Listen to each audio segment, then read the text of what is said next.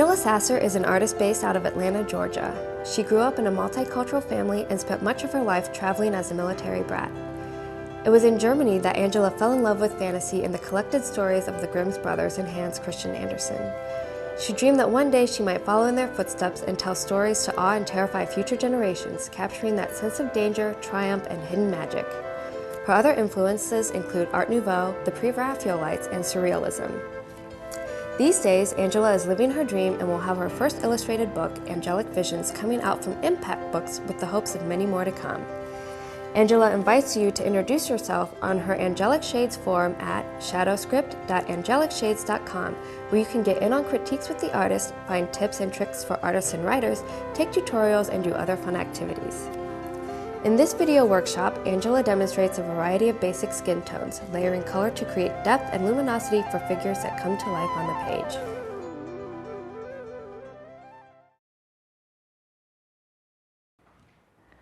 Alrighty, if you notice that the purple is standing out too much, just go over that again until it looks blended to you.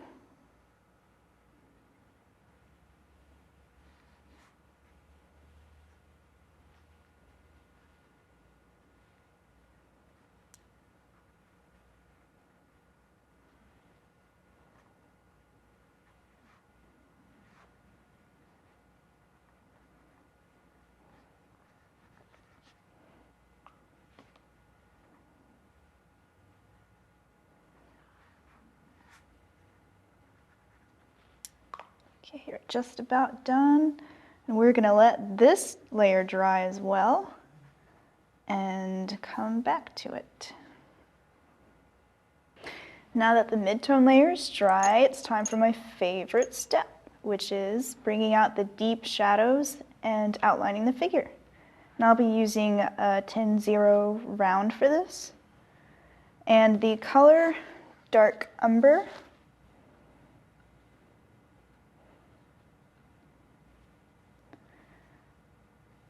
This is basically where you go back in the deepest crevices here, like the inside where the eye is, and add a brown accent. And again, if this is too much contrast, you can thin it out with water and smooth that in, blending it. And this is why we wait for each layer to dry, because if you try to use a lot of water on top of an already wet layer, it would just goop up and look murky. So you want to be sure your layers are dry before you come back in.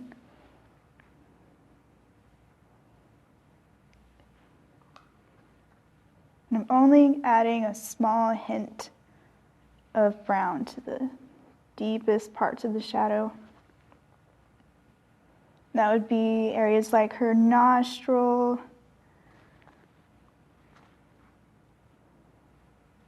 her ear, just the inside right here.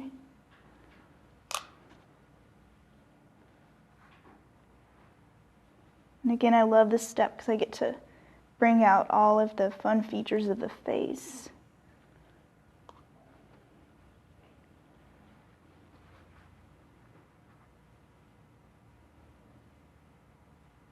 And I personally don't like to leave the outline just with a pencil. I like to come back and bring out the outline with the brown. It just pops out the highlights and makes it look better, in my opinion. And if your line starts to get ragged, that means you need more water on your brush, so that way you get a smooth line. And the great thing about having a painting on the board is you can move it around so you can outline easier.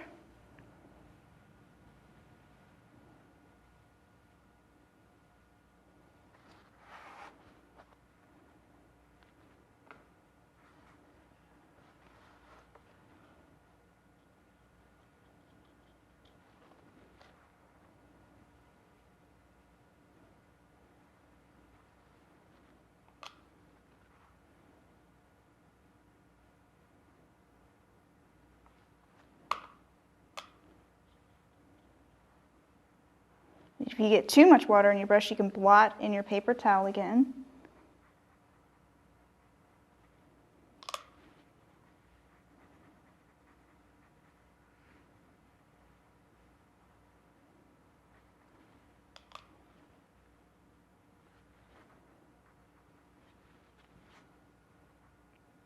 I'm still seeing some purple showing through, so I'm layering more brown on top of that.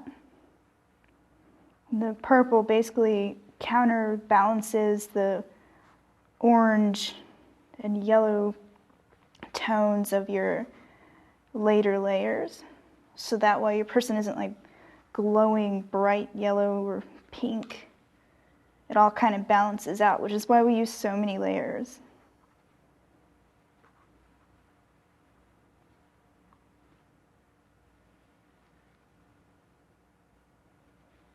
I also like to come and make sure I have a solid line here by practicing on the paper towel first. See, too much water, so I need a little more pigment until I get a nice flowing line like that.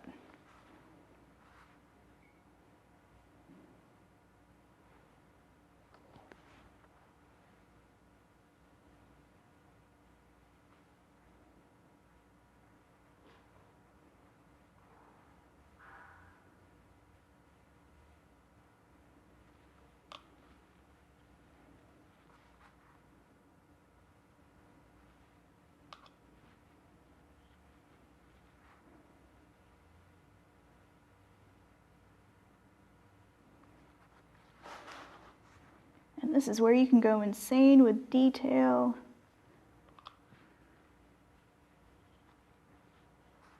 So that's also the fun part.